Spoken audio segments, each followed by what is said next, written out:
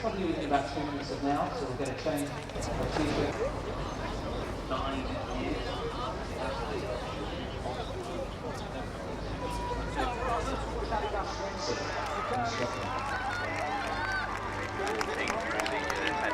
Silas Karui there alongside him, but all athletes there in the 30. والله يصير همو تقريبا همو والله تكيتي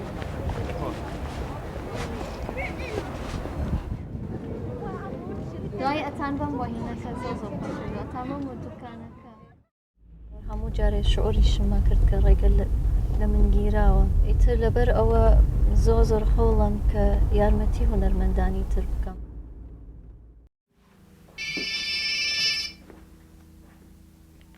هلو باش انتو چونی؟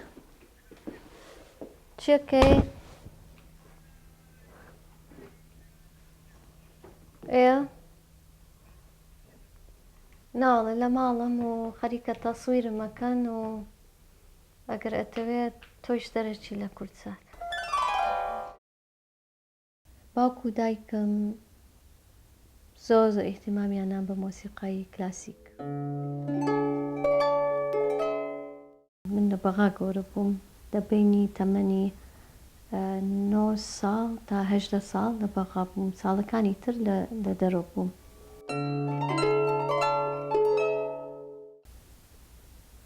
قەوانێکم دەستکەوت بە مۆسیقای هارپ گوێم گرت لەو قەوانە شعورێکی سەیر دروست بوو لە ناومە کە وتم کە ئەمەیە ئامێرەکە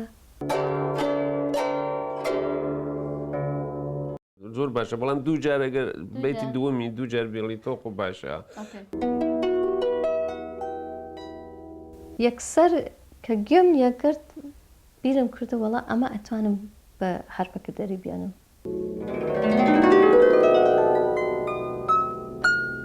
جاوشڵێم بەداران گیان مراو ژیواوێ جاگر ساڵێ و جارێ و ئەی گەڵا کەراوێ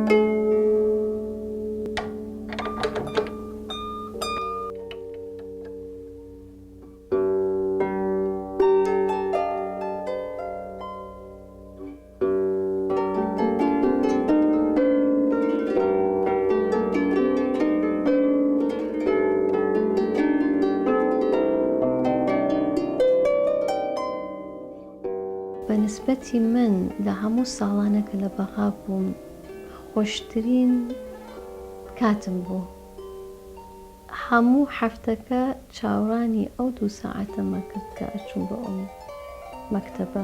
2 سەعات بوو ئیتر فێری پیانۆ بووم لەگەڵ فێری سۆلفاج. مامۆستای پیانۆکەم رووس بوو مامۆستای سۆلفاجەکەیشم ئازەری بوو. هەردووکیان ژن بوون.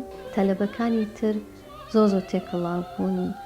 تەلەبەی ئاشووری تیا بوو تەلەبەی ئەرمەنی تیا بوو زۆر تەلەبەکان ئەرمەنی بوون. وابزانم یەک کوردێکی لێ بوو غێری خۆم و خوشکەکەم جەوێکی خۆش بوو یعنی هەمووی هەر مۆسیقا بوو. ئێتر هەموو تەلەبەکان فێری ئالەتی جیاوازە بوون. بەڵام بەداخۆ مەکتەبەکە گۆڕا بوو بە مەکتەبێکی تەواوەتی بوو بە مەدرسەی مۆسیقا و بالێ. نازانم بۆچی باوکم منی نەقڵی نەکرد بۆ ئەم مەکتەبە هەر ماموو لە مەکتەبەکەی خۆمی تر وازمی هێنا لە دیراسەتی مۆسیقا تقریباً ئەوە بۆ ماوەی 2 ساڵ بوو کە دەرسی پیانۆم خوێندە بوو. تەرکیزەکە زیاتر لەسەر خوشکم بوو. خوشکم عازفێکی زۆر باش بوو لە پیانۆ، ئیتر لە ماڵەوە هەموو تەرکیزەکە بەسەر خوشکم بوو. من تۆزێک ئیهمال کرا بوو لە بواری مۆسیقاوە. ئەمویست ئامێرێکم هەبێ کە بتوانم خۆم هەڵیگرم و بی بە مەژوورەکەم و هەرهێنی خۆم بێ، نەک پیانۆیەکی گەورەکە لە ماڵەکە نەتوانم بی بەم بۆ ژوورەکەی خۆم. داوام کرد لە باوکم کە گیتارێکم بۆم بکڕێ. ئەو کاتە گیتار زۆر مۆدەی بوو بە بڵم، گیتار و سێری فرقەی غەربی مەکرد و چۆن گیتار بەدەستێنە ئەمووس لاسایی ئەوان بکەم. ئیتر باوکم گیتارێکی هێنا بۆ من، ئیتر منیش گیتارەکەمە برد لە ژۆرەکەی خۆم و بە خۆم تەمرینمە کرد. مناڵێکی شەرمن بووم زۆر، تەنیا بووم، حەزم لە تەنیایی بوو زیاتر. ئیتر ئەو کاتانەیش کە ئەمووس ڕاکەم لە ماڵ و مەکتەب و جەوی بەغا و ئەچوومە ژوورەکەم بە گیتارەکەم و بخۆم بە تاق و تەنیا ئیتر فێری خۆممە کرد.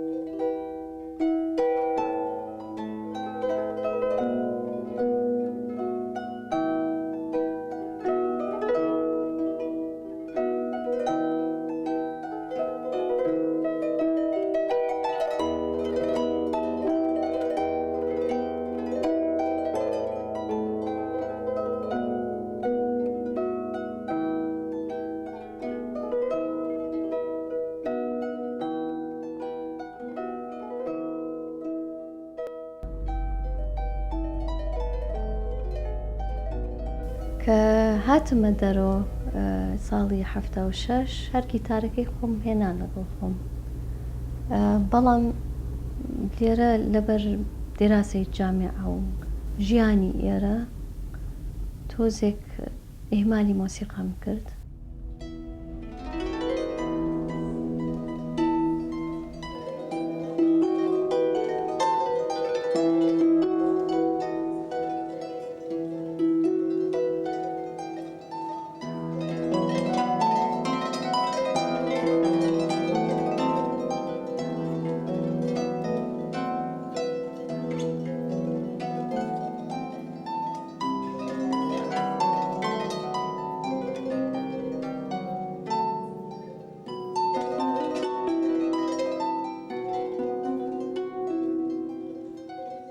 ماوەیەک تقریبا ماوەی یەکەم 2-3 ساڵ ئیهمالی مۆسیقام کرد. دوای ئەوە تەحملم نەما، ئیتر هەر ئەگەڕام بۆ مۆسیقا و دیسانم مەحاولم کرد لەگەڵ گیتار و تاقی ئامێری جیاوازم کرد، مەسەلەن ماندۆلین، مەحاولی ماندۆلینم کرد. ماوەیەکیش بەشدار بووم لەگەڵ تیپێکی چیلی، داوایان کرد لە من کە لەگەڵیان عازف بکەم. فێری ئالەتێکیان هەیە بە ناوی چەرانگۆ، فێری ئەوەیش بووم. اینجا حەزم لە ساز بوو، مەحاولەی سازەکەیشم کرد. دوایی قەوانێکم دەستکەوت بە مۆسیقای هارپ کە بە کوردی پێڵەن چەنگ. گوێم گرت لەو قەوانە، ئیتر زانیم هەر شعورێکی سیر دروست بوو لە ناومە کە وتم کە ئەمەیە ئامێرەکە کە ئەڵەی ڕوحی خۆمی تایە، ئەمەیە کە من ئەڵێ بێ فێری بووم.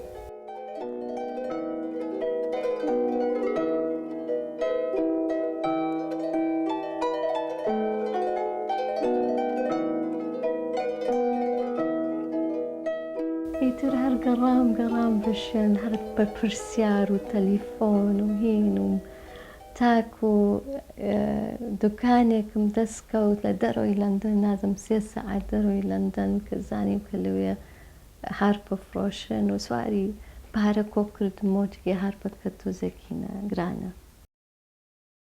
What's the most expensive harp you have? The one on the stage on the left. What, this one? 19,000 باوند يعني 38,000 دولار.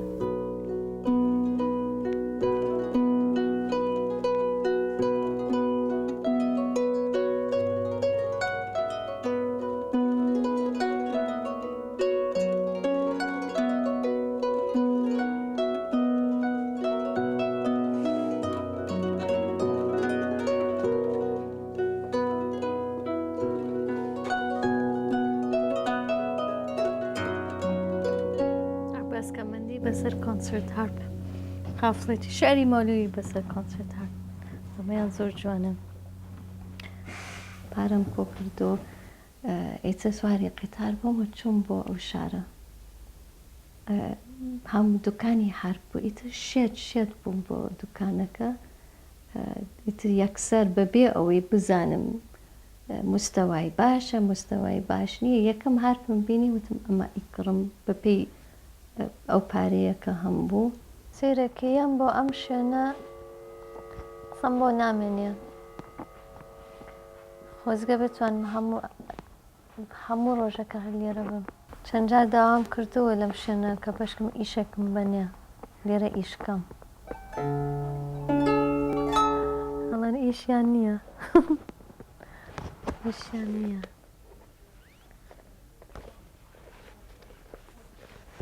هەرسێ هارپەکانم لێرەوە کڕێمە. ناوەشڵێم بەدانان گیان مراو ژیواوێ، ناوەشڵێم بەدانان گیان مراو ژیواوێ، جاگر ساڵی جانێ ئای گەڵا کراوێ. ئەچین بۆ لای مامۆستاکەم مقدم ئینسانێکی زۆر مسەقەفە و زۆر شارەزاییەکی هەیە لە گۆرانی هەورامی و شعری هەورامی و چەند جاریش بەرنامەی تەلەڤیزیۆنی کردووە باسی شعر، بەتایبەت باسی شعری هەورامی.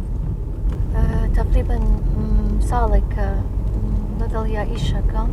گوێیەکی زۆر باشی هەیە، زۆر لە هارپەکەیش مۆسیقای هارپەکەیشی تێگەشتووە، لە دڵی خۆشم باش تێگەشتەوە کە چۆن گۆرانیکانم بۆم هەڵبژێرێ.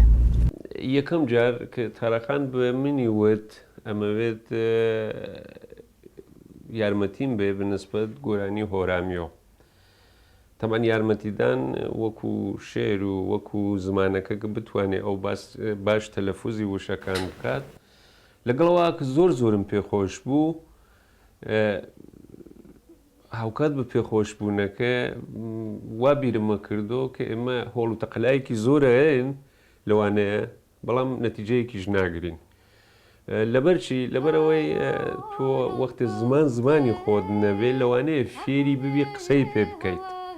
فێربوون قسەکردن زۆر فەرقی هەیە. تۆ لەگەڵەوەی ئەو زمانە بۆ جۆرە فێر ببی کە گۆرانیشی پێی بڵێت، بتایبەت زمانی هۆرامیش.